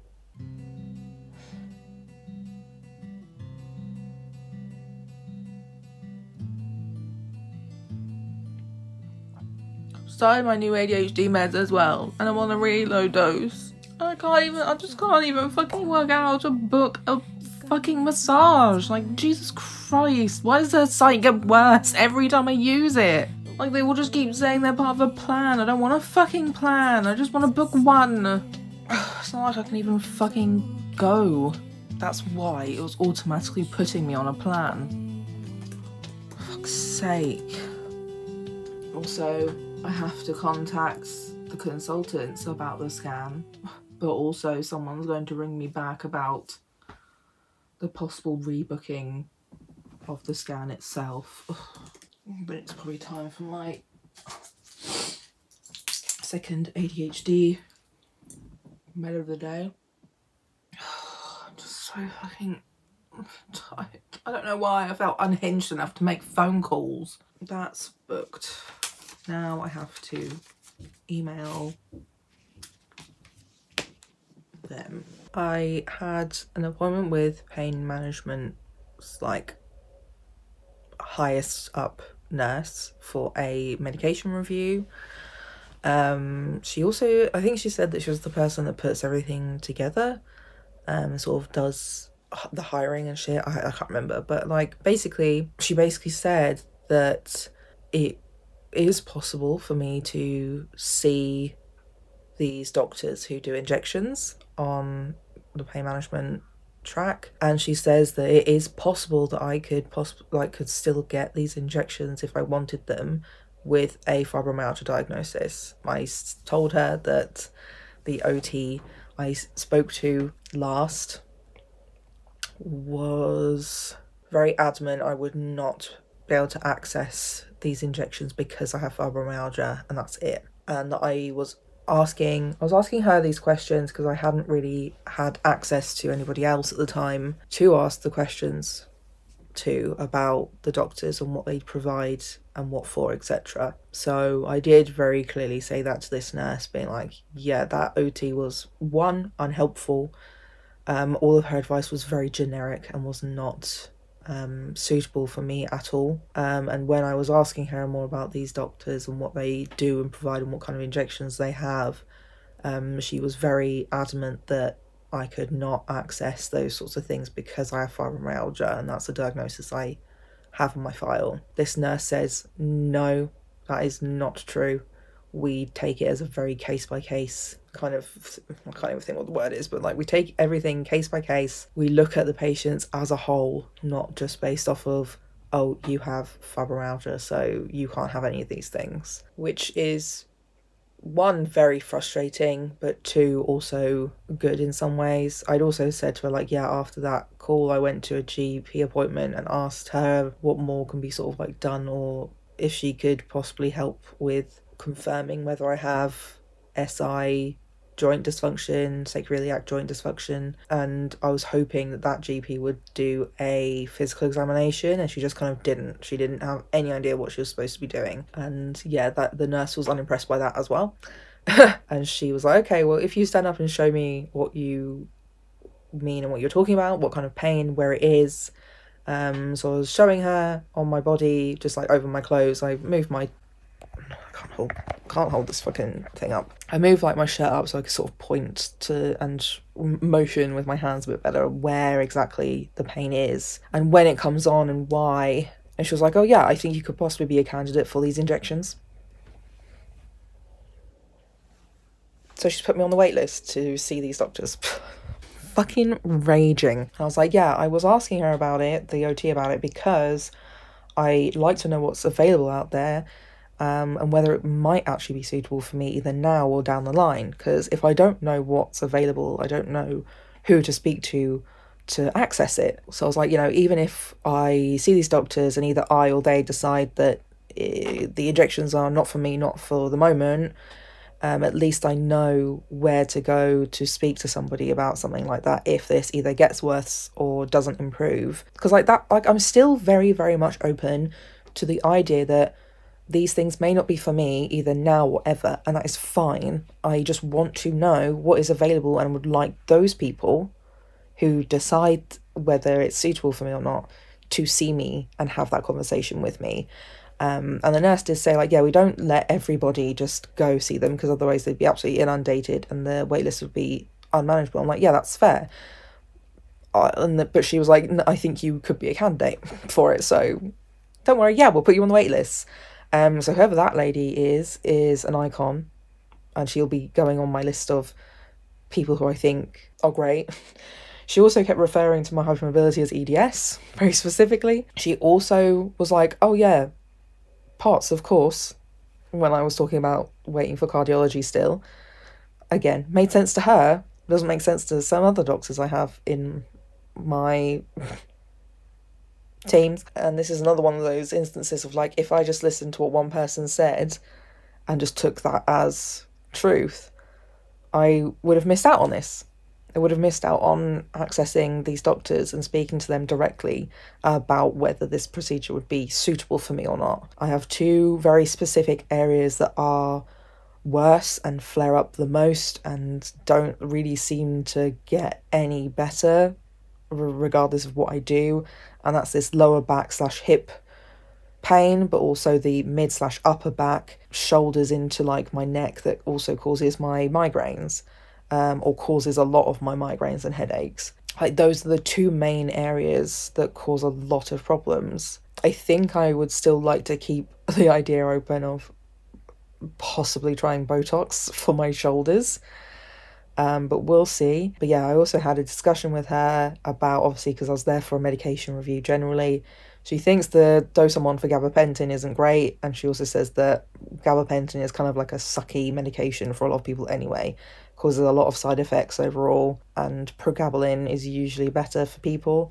And I said, yeah, I really liked pregabalin when I was on it, but I I've had all these issues with steroids where I've been up and down numerous times, that it got to a point a few times that the pregabalin and amitriptyline were no longer doing anything, because I'd been up and down on these steroids for so many times in like 3.5 years. And yeah, she was like, well, you're only on 5, aren't you? I wouldn't have thought that would have caused this issue. I was like, well, yeah, I'm on 5 now, but initially I was on like 60 or something after I first sort of got diagnosed with Takayasu's.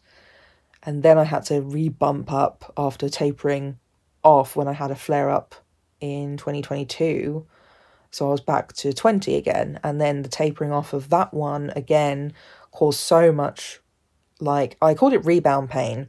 But yeah, it was just sort of like pain that is now no longer being masked because of, like I said, the steroids were really, really good. The steroids stopped a lot of the pain I was in when I was on higher doses. They worked really fucking well. But now I'm either low on them or coming off them or whatever. My body is just not happy, and we're now trying to just work out what do we do now. So yeah, I came off of the amitriptyline early this year and went on to gabapentin just to see what would go on. And I think I came off pregabalin in 2021, because that's when I was away in Bournemouth and Bristol with my mum, and the delivery people had changed for my GP practice, and they just kept fucking not delivering the meds on time. So I didn't have enough meds when I went away and went through withdrawal whilst I was away from home, which was super horrible. So I just decided not to bother going back on them. So it's been a bit under a year for the amitriptyline, and it's been now, like 2 years since I was last on pregabalin. So yeah, I was like, I've always had this in like the back of my mind that maybe I could try going back on one or both of those medications again, because they were both really good when they were working. But with all of the steroids, they were doing nothing, and people were just telling me to keep upping the doses, and they just weren't doing anything. And no matter how much I upped the dose, they just weren't doing anything. And as well, the more you up the dose of these meds, the worse trying to get off them is a lot of the time, and the worse side effects you may have. I decided to sort of call it quits on these medications. So we also have agreed that she will ask my GP practice to put in a prescription for pregabalin for me to trial it again soon, whenever I get access to it, to see if that helps the pain that I've been in. Because I was also talking to her about medical cannabis, and how, again, like these other drugs we're talking about, they're not miracle drugs. The cannabis has not really done a whole lot. It definitely helps. It's definitely helped when it comes to trying to deal with this pain when nothing else was doing anything. It helped with sleep when nothing else was helping me with my sleep as well. And I will probably continue staying on it for a while anyway, because it does help lower my general pain. It does help me go to sleep if I need that. But yeah, hopefully maybe restarting a low dose pregabalin could help some of this pain that I'm also in generally. She also said that it's used for anxiety, like just separately, and I was like, oh, maybe that's why my anxiety is worse as well. Like a mixture of being off pregabalin and then being on stimulants might have worsened my anxiety. Fun. I love my life. XOXO Gossip Girl. But yeah, I feel like generally she listened to me. She was knowledgeable about the service generally, but also about the conditions I deal with or am dealing with. They can still do the injections on people with fibromyalgia, just that the injections might cause flare-ups elsewhere. I was like, okay, that's fine. Because basically the injections are usually, for this sort of thing, is like a nerve block to test if it's nerve-related pain. And if it is nerve-related pain, then they can go and do, I can't remember what it's called, but basically they can go in and use a laser to sort of like burn the ends of these nerves, which could be causing this pain. But she does also think generally the pains I'm in are more mechanical than nerve related, so who knows? But that's what those nerve blocks are for. They're basically like a diagnostic tool that when they do a nerve block injection is to see if it helps. And if it does help, that means it's a nerve issue, which this new GP did not listen to me about, because she is not educated enough in the right things and did not care to listen to anything I said. And yeah, I sort of was saying to her, like, I've run out of the things that a GP can usually prescribe to me, and my rheumatologist has not really been that helpful in finding or suggesting anything else that I can do. You know, she denied my request of trying low-dose naltrexone for pain-related management. She was the one who kept telling me to up my amitriptyline. Instead of doing anything else about it, she just keeps telling me to go for walks. She's the one that keeps telling me to do stuff like that. She says that maybe I need to do graded exercise, which is probably not a great idea if I do have ME. And then, yeah, just not really suggesting or doing anything about it. The only other things that are possibly available are things like patches, but they are usually opiates, which they don't generally recommend, particularly when you're young and you're dealing with chronic pain.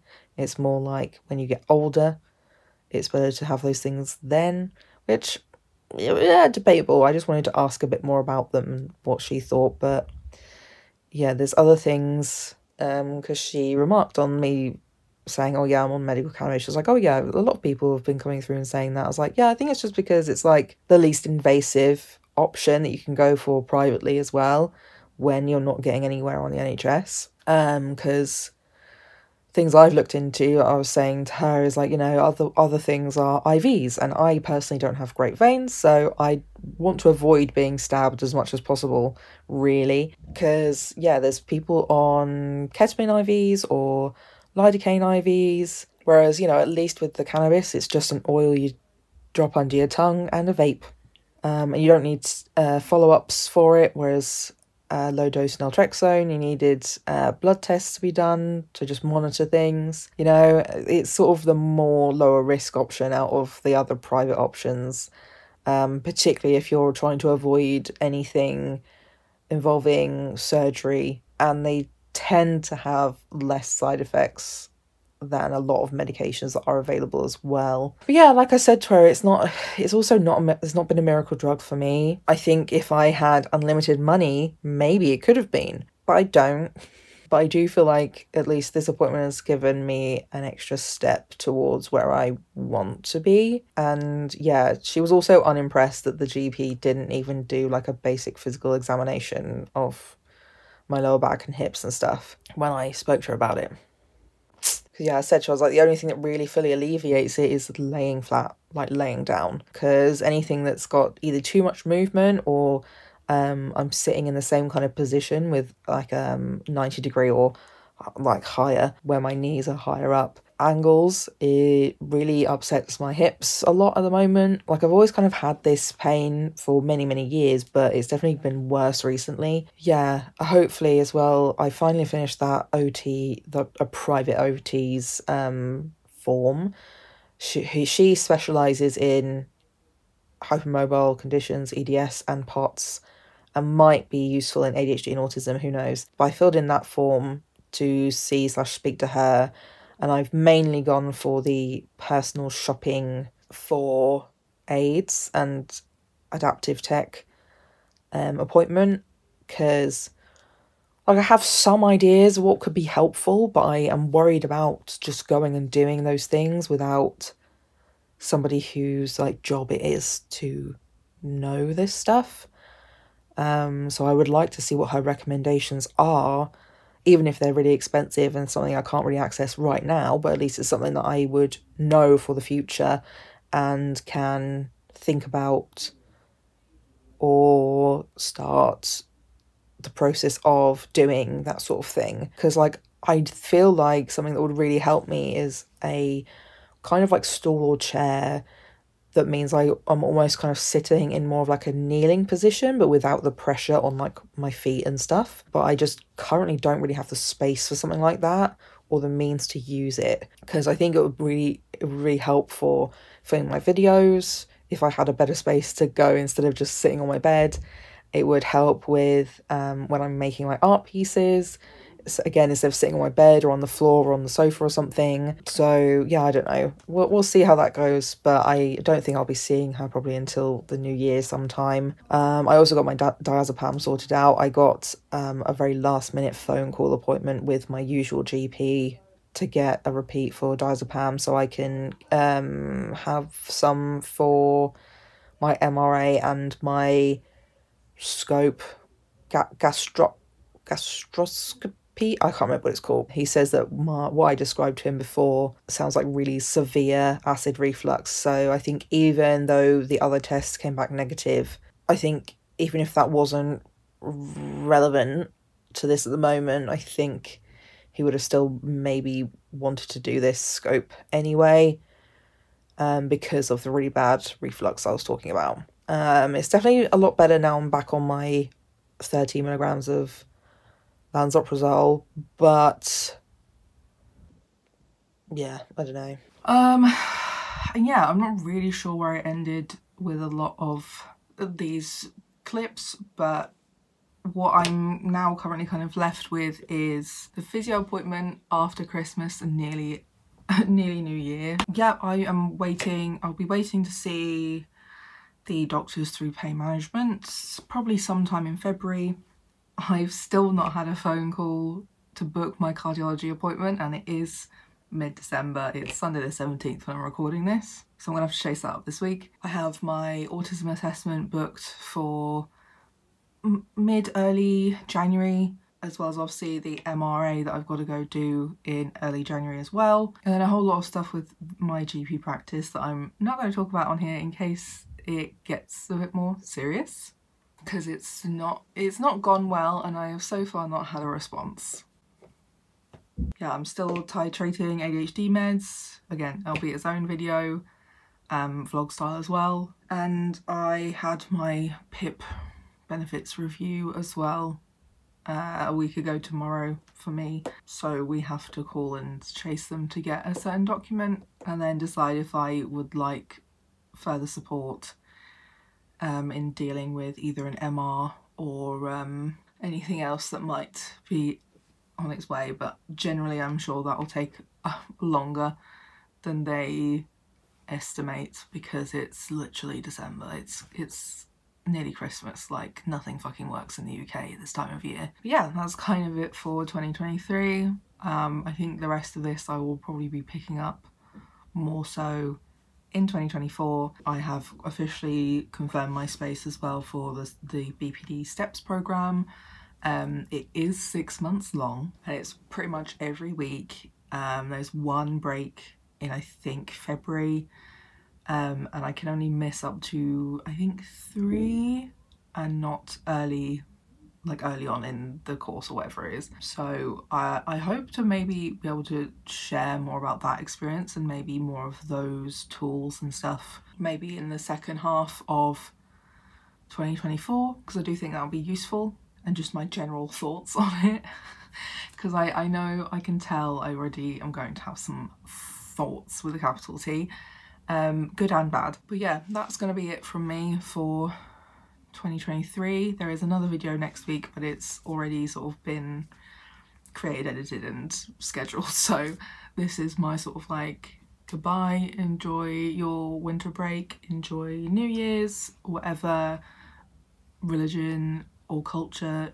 you celebrate. I hope that this winter is not as lonely or miserable as it often feels. And yeah, I will be trying to get some of my other videos filmed during this time, ready for the new year. I hope to kind of continue posting on Thursdays without a break this year, but we'll see. It may not work out, because January is also looking very busy for me for a multitude of reasons, which I'm sure I will talk about another time as well. But yeah, again, as usual, don't forget to like, subscribe, share, comment, and view/watch my videos. It all really helps the channel, it helps me. I got very close to the 1k subscribers here this year, but I didn't quite make it, and that's fine. So next year it'll be working on that, just under 100 subscribers and the watch time on my channel, so that I can reach partner and possibly have this as like a source of income in some ways. So yeah, I think more was talked about that in my sort of like welcome video, which should be on the main, like the homepage, I don't know, homepage of my channel. It's all free, it doesn't really take you much time. It takes you time to watch things, but honestly I watch and listen to all sorts of things whilst I do other stuff, so if that's something that you also do, then maybe you would consider doing that with my videos as well. But yeah, that's it from me this year, and I will see you in 2024. Bye.